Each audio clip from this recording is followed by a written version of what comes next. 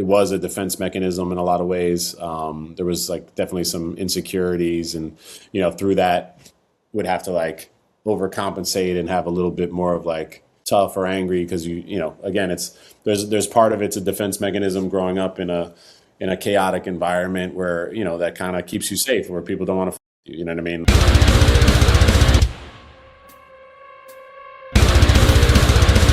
So today I'm joined by Anthony from E-Town Concrete, a band that's always brought a level of intensity and honesty to the hardcore scene, and has connected with many people on a deeper level for a very long time. So Anthony, thank you for joining me, man. I really appreciate you being here and chatting with me today. Thanks for having me, and thanks for even just doing what you do and kind of highlighting mental health issues in general. So awesome. It's such a crazy thing, isn't it? Because it's like the scene gets so intense and it gets such a like lonely place when you're out on the road for like so long. Has that been your experience, or do you find you're kind of like you're more at home on the road and it's harder?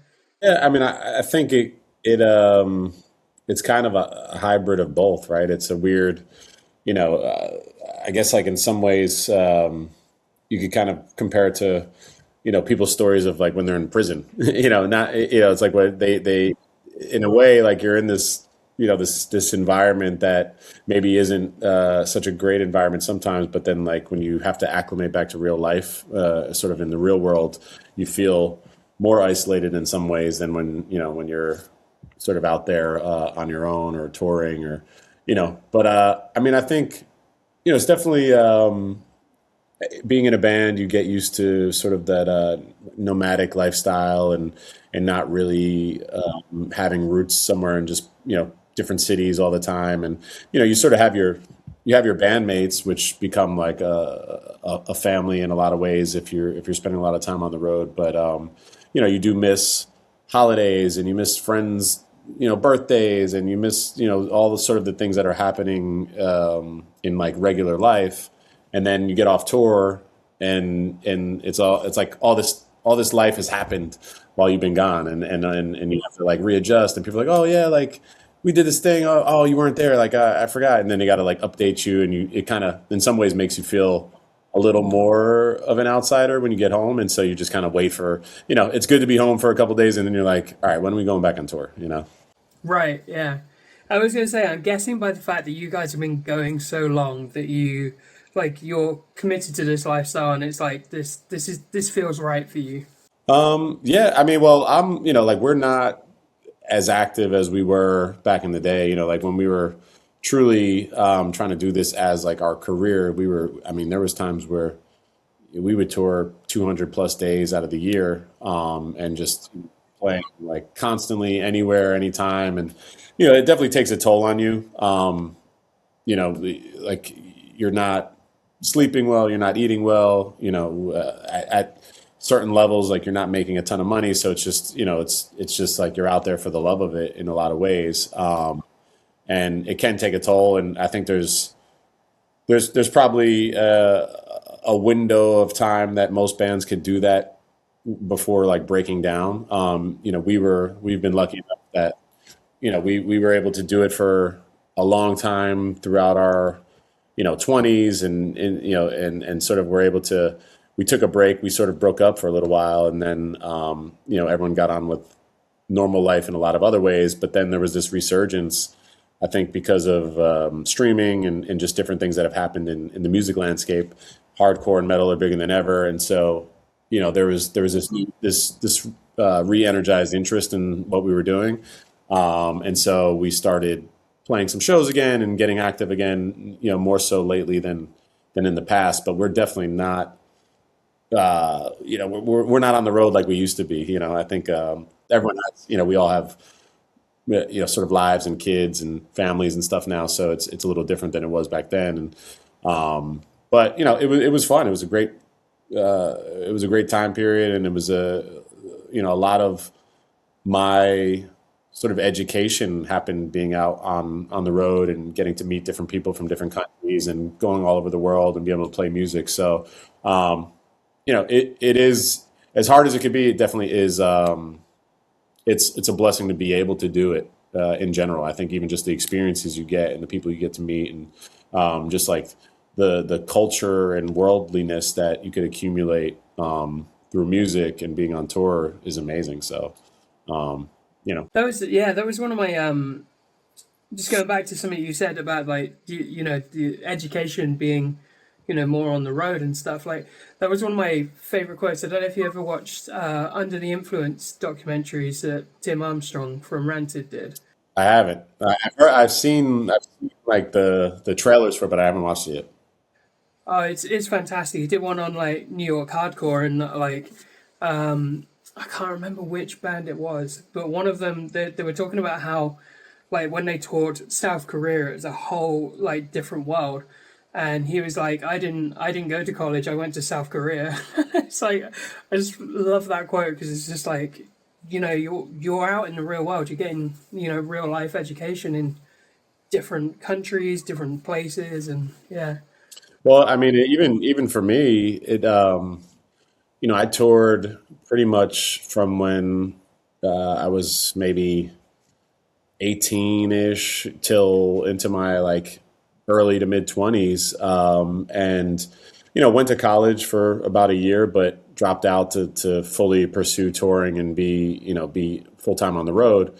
And it really was an education for me, especially for what I do now, being on the music business side of things and an executive. And I've gone on to manage different artists and start companies and sell companies and be involved on like the business side of music. But I learned all that on the road, being in a band, touring, taught me how to make merch, promote shows, book shows, read contracts, all these things that, just being in a band and being like in a touring band has kind of given me the education that most schools couldn't give. Like, there's a lot of people in the music industry that have gotten degrees from different colleges or whatever, but they never actually lived it. And so, being in a band has given me a perspective that I think's helped me in my career, even beyond being an artist. Yeah, I think that's one of the things for me. When I was at school, it was like I wanted to do music because I was always passionate about music.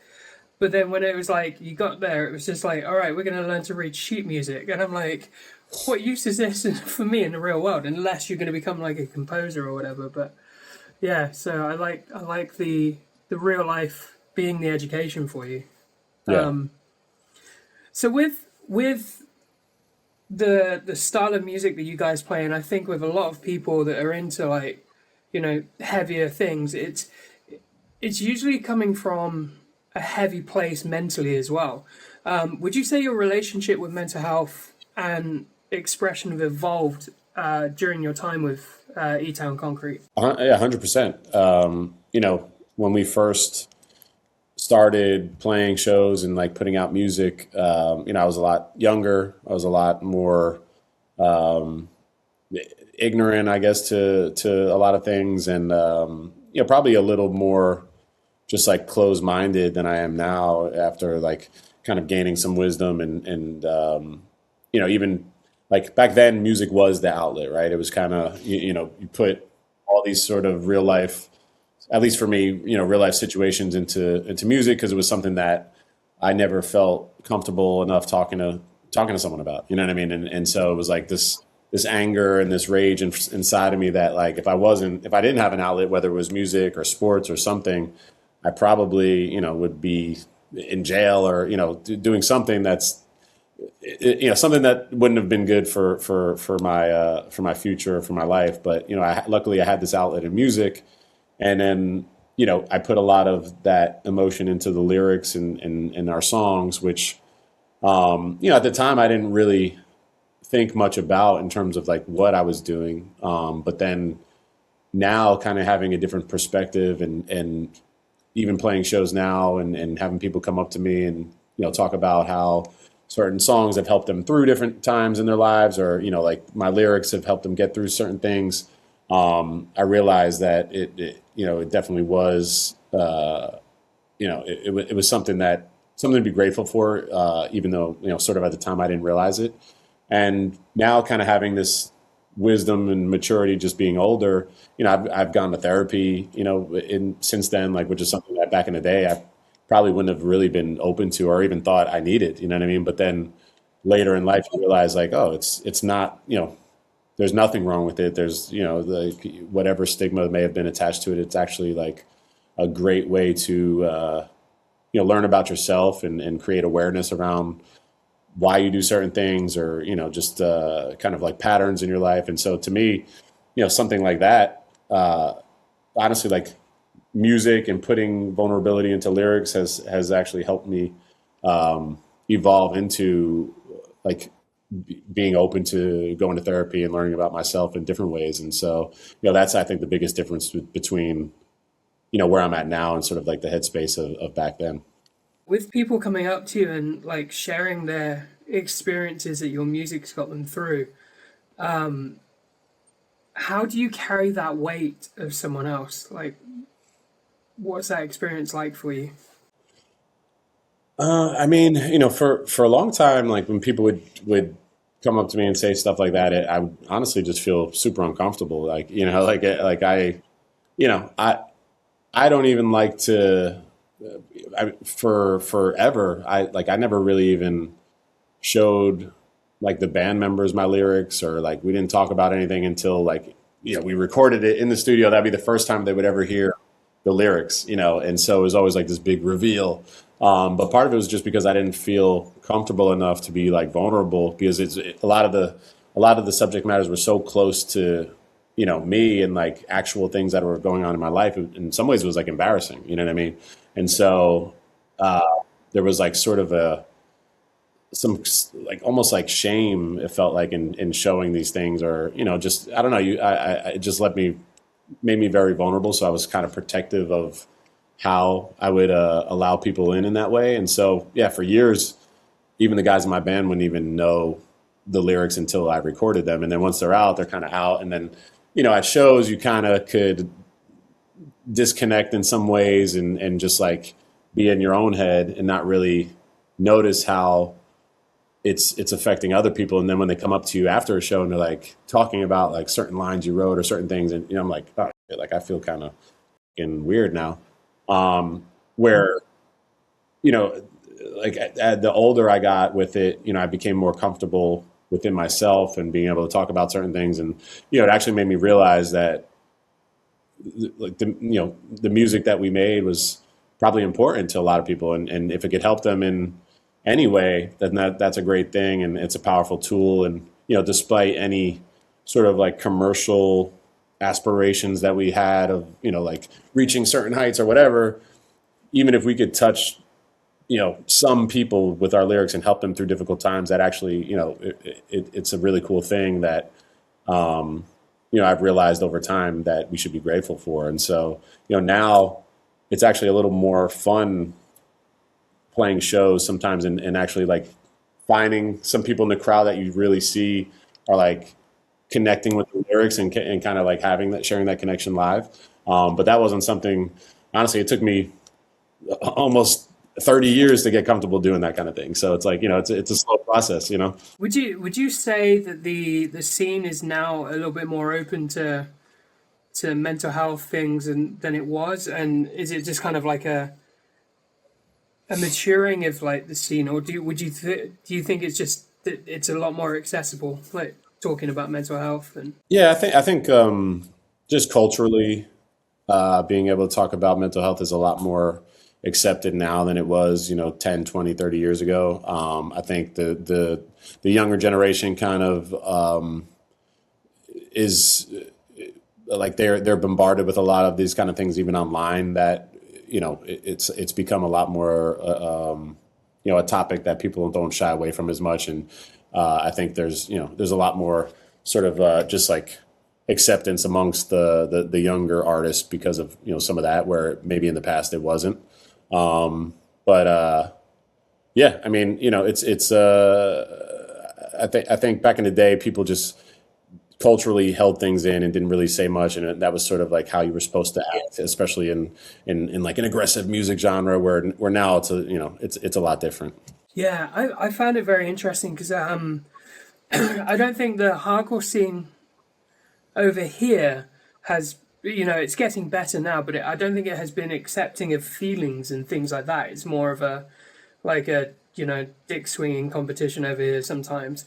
But it was an absolute cultural shock when I came over to the States in 2013, and I went to see Rotting Out in New York, and that show was nuts. And I think it was like No Bragging Rights were supporting, and it was the first time I'd heard real raw emotion from someone on stage, and like he was just sharing his heart out, and I was like, this is what the scene needs. And it's this, I remember I was tearing up and like in the middle of that crowd. And have you found that it's culturally different in other places, or is that just my one-off experience? Yeah, honestly, like I've found more so it being culturally, similar, and that's what's been surprising. Just the way that hardcore and metal music sort of translate all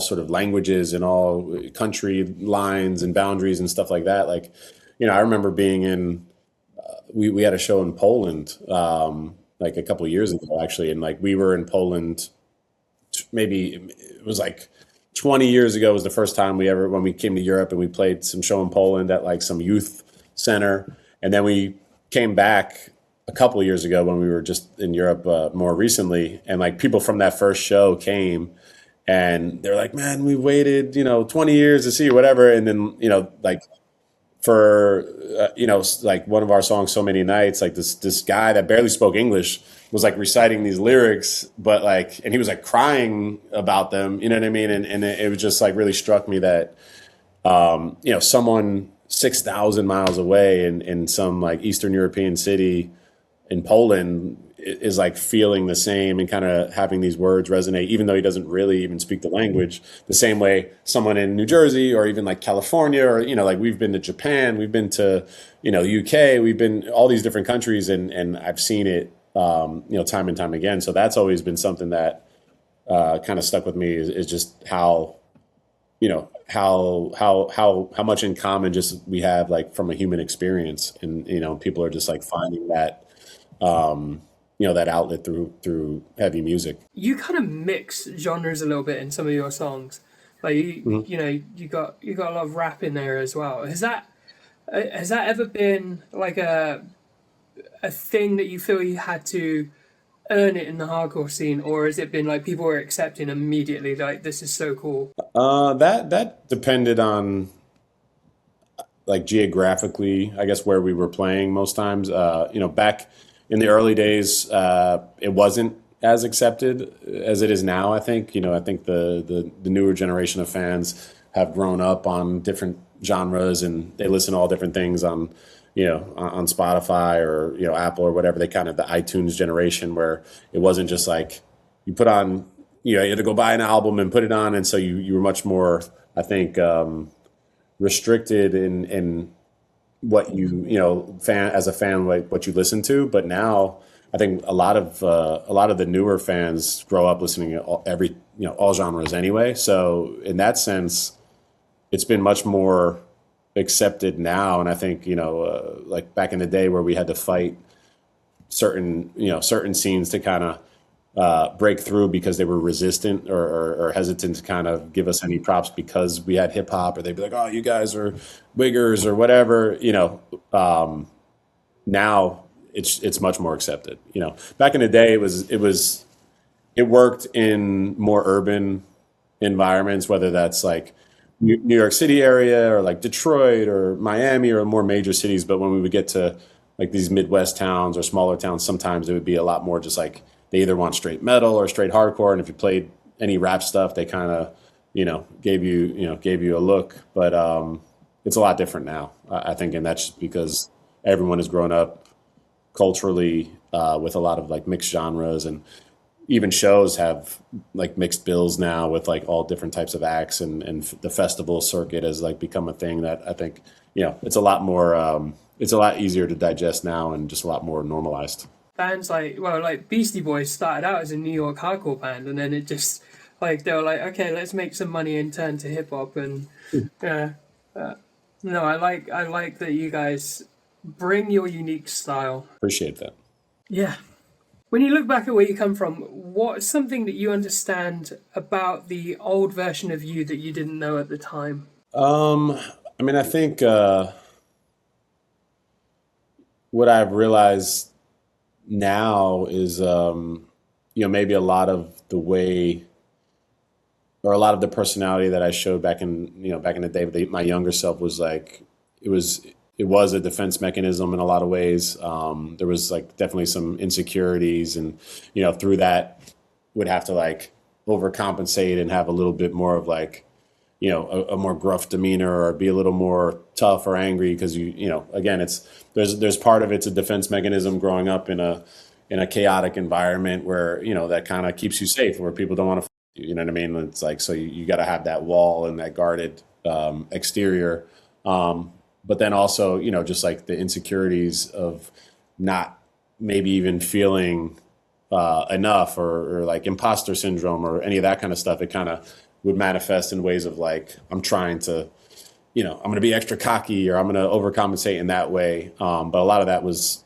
it was just me kind of not letting myself be vulnerable in any way, and the fear of like what would people think of like the real me.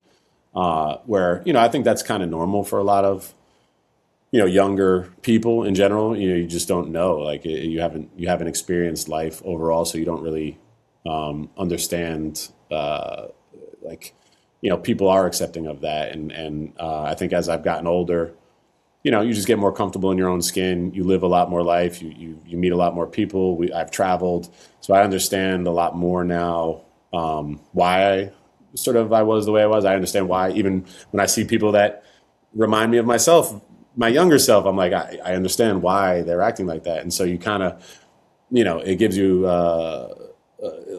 just a perspective that I think is a lot more easy to be accepting of others in general. And I think that was part of it maybe back in the day. Like I didn't necessarily accept myself. And then it takes time to kind of get to that point. And there's no shortcut to it. I think you just gotta, it's through, you have to want to examine your own life and your own self and kind of see, how to improve it in certain ways. But I think also just in general, as you get older, you just accumulate more knowledge and experience and kind of become more self-aware, and some of those things just fall off naturally. But yeah, for me, it did take some work too. It definitely, like I said, I've been to therapy over the years, and that's given me a different perspective. And just like ups and downs of life, you kind of go through different cycles. Like things, not everything is life or death. And I think when you're younger, you feel like everything's life or death until you mature and grow a little bit, and you realize like, okay, every setback, there's an opportunity to make a comeback. Every conflict, there's a way to make a resolution. And, it's the ebbs and flows of life. And you kind of learn that over time. There's no, and you could tell anyone, give them that advice or anything. But I think a lot of people have to just live it in order to understand that. And that, it takes time. Yeah, is there any moments that you can remember that have really like music has saved you? Wow. It's a big question. I mean, I think in general, music has saved me just overall being able to be in music. I think when I was younger, I ended up, even how I met my band members. I was going to a public school in Elizabeth. It was like kind of a school area, and I was a kid getting into trouble and getting into fights, and was like an angry kid. And I ended up getting put into like this gifted and talented program, this school that had like a good music program and an arts program, and that's sort of how I met my band members. But if I didn't get put into that school that had access to music instruments and production tools and like really pique that spark in me to like want to pursue this and have this creative outlet, like I said, I don't know what my path would have been. You know what I mean? Because in that sense, that sort of put me on the path for everything. It's like I started making music as an outlet, joined a band, we went on tour, I learned about the world, I met other people, I learned about the business that I'm in. It kind of gave me a whole trajectory. It like gave me a career, gave me, a life path. So I think in general, like music is probably the most important thing in my life, just period, because without it, like, I don't know where I would be. Yeah, it's crazy, isn't it? That the like, and I think we speak on behalf of everyone that's the fan of you guys. That like the fact that the school recognized something in you, and we're like, hey, this kid's talented. Let's hone in those talents, because I think a lot of people's experience at school is just like, all right, you're gonna sit and you're gonna read and you're gonna write and that's it, and they don't actually educate you. So it's fantastic that they actually. I mean, luckily I had a couple cool teachers that, even though I didn't really like the school part of it, as much, but I had a couple cool teachers in the music program that would let us just, instead of going to lunch, I'd go to the soundproof room and like jam and, play on some of the instruments. And, we'd sometimes cut class and go make music instead. And the teachers would kind of just let us do it. So, it was about having like, I guess, teachers that had awareness around, if you have some kids that are interested in something and they're showing this spark, like you should let them go with it. And so I'm grateful that, I had some of those teachers around that just let us do our thing and, let it blossom into what it became. So That's amazing. Could encourage someone that's listening to the podcast that you know that's struggling right now. What would you say to them?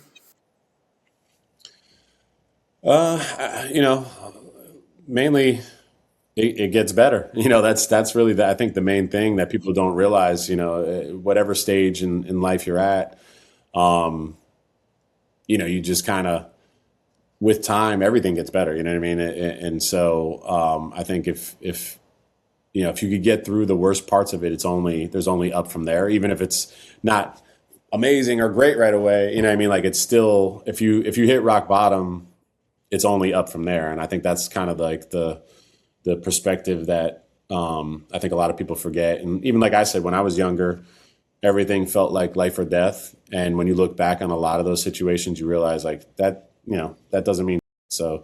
If something isn't going to matter a year from now or 5 years from now, then it's not going to matter. So and I think a lot of people get that confused, where everything feels so dire or feels so big in the moment, where with some perspective and kind of just some time passing between it, it's not as big or as overwhelming as it feels in the moment. So you just got to get through those moments and find something, find something to get through those moments, whether that's music, whether it's playing it, writing it, listening to it, whether it's a physical activity, going to the gym, doing something, like joining a boxing gym and punching something. Sometimes you have to get some sort of aggression out.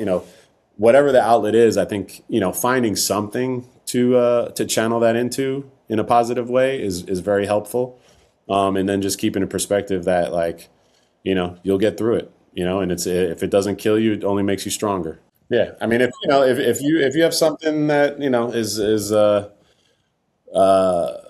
if you learn how to manage the emotion or the intensity of what you're going through, it really can become a superpower. So in some ways, people that never have to deal with adversity, they never really build that strength that's needed in this life. You know what I mean? So in that sense, like whatever you're going through, it really does kind of build this muscle that could become a superpower for you. So it's just getting through those moments. Anthony, I just want to say thank you so much for joining me. I really, really appreciate your wisdom and your input. And yeah, thank you so much for everything you do in the scene. Awesome, man. Well, I appreciate you having me on. I appreciate what you do. And yeah, hopefully we'll see you at a show sometime, and enjoy your family being over, and let's keep in touch.